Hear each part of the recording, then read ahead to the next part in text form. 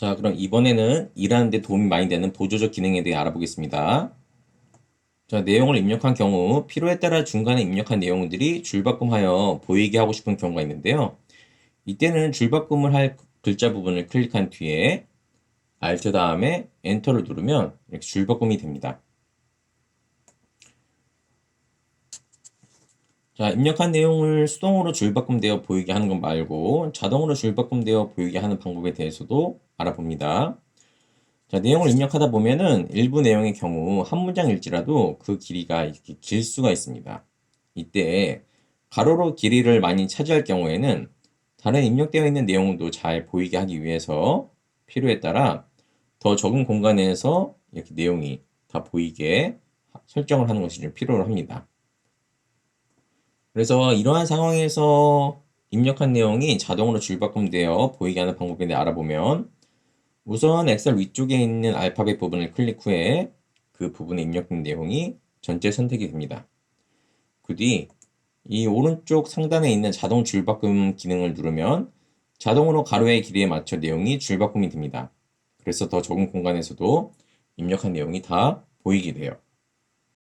자, 다음으로 입력한 내용을 더 잘 보이게 하기 위해서 필요에 따라 입력한 내용 모두가 위쪽에 위치하여 보이면 더 좋은 경우가 있습니다. 이렇게 보이게 하기 위해서는 우선 왼쪽 상단에 있는 역삼각형으로 보이는 부분을 클릭합니다. 이것을 클릭하면 내용 전체가 선택이 돼요. 자, 그 다음에 가운데 상단에 보이는 이 위쪽 맞춤을 클릭을 합니다.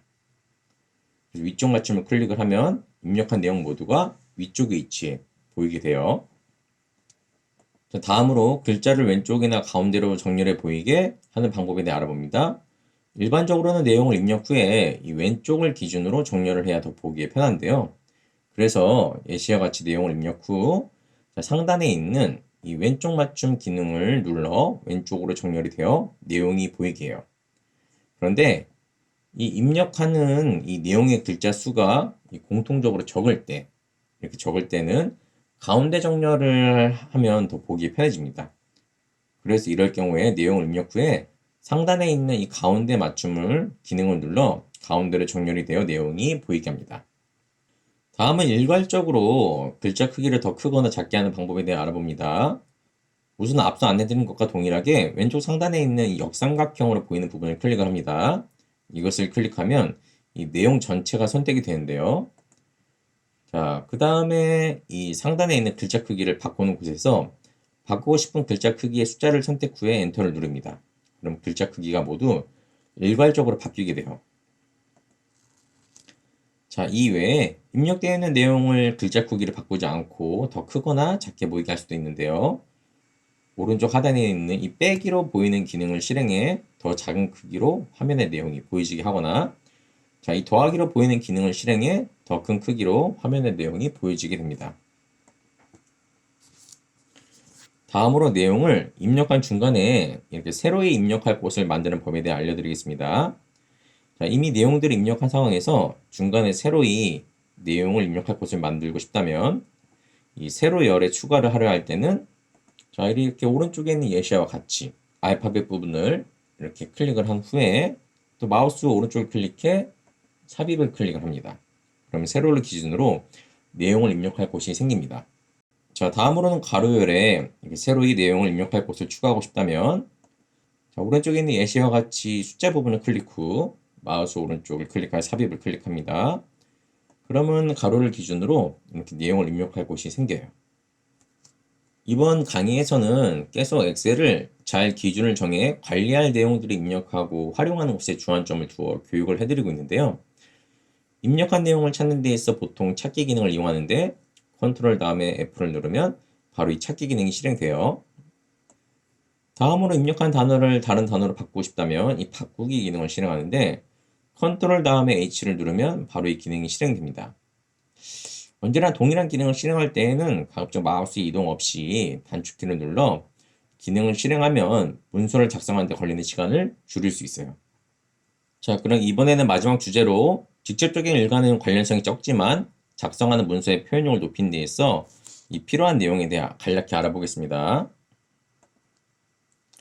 앞서 말씀드린 대로 숫자를 입력하고 계산을 하는 용도와 함께 이를 잘 구조화하여 짜임새를 갖추는 데 있어 잘 정리된 생각을 사람들이 보게 하는 용도로도 엑셀은 사용을 하면 좋은 도구입니다.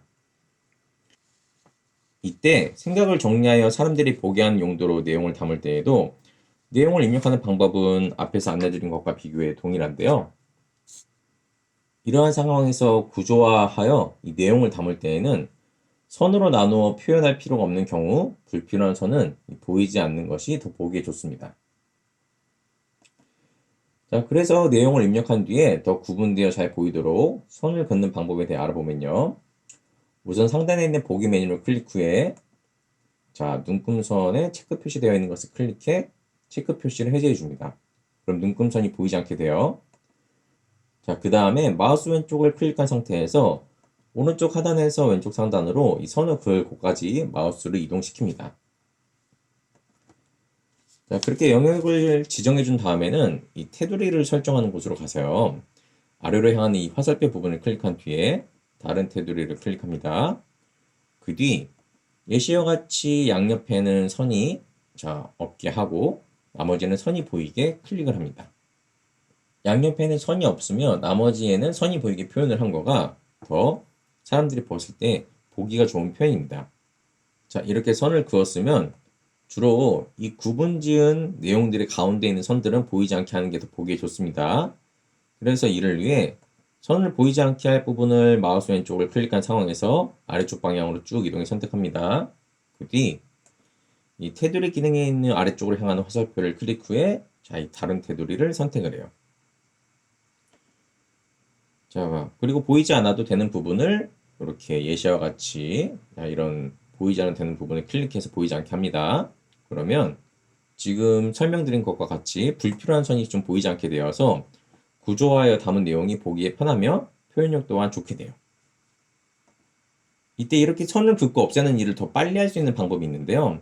한번 테두리 기능을 실행을 하였다면 그 뒤에는 선을 긋거나 이렇게 안 보이게 할 부분을 선택한 뒤에 컨트롤 다음에 1을 누르면 불필요한 마우스 클릭이 없어도 테두리에 선을 긋는 기능이 실행이 됩니다. 이렇게 해서 엑셀을 다루는 법에 대해 알아보았습니다. 자신이 하는 일에 있어 필요한 만큼 컴퓨터와 인터넷 활용력을 잘 가지시어 하시는 일에 어려움이 없으시길 바라면서 이번 교육을 마칩니다. 감사합니다.